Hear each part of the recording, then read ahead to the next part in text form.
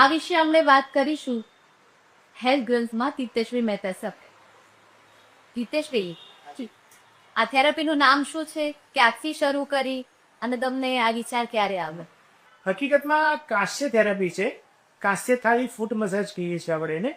આ હજારો વર્ષ જૂની એક પદ્ધતિ છે, એક જૂની થેરાપી છે, જેની ઘણા બધા ગ્રંથોની અંદર જેનો ઉલ્લેખ છે। એ પહેલાંના સમયમાં એવું કહેવાય કે ભાઈ ઘરમાં તમે કોઈ બીમાર પડો તો કાંસાની વાડકી વડે તમારા પગના તળિયે માલિશ તેલ અથવા ઘીથી માલિશ કરવામાં આવે એવું કહેવાતું।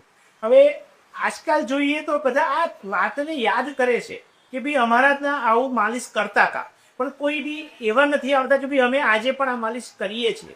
તો એ થેરાપીને આજે એક આધુનિક સ્વરૂપમાં એક મશીન સ્વરૂપે આપણે એને અહીંયા લાવેલા છે। ઘણા બધા હજારો વર્ષ જૂના એવા ગ્રંથો છે, જેમ કે ચરક સંહિતા છે,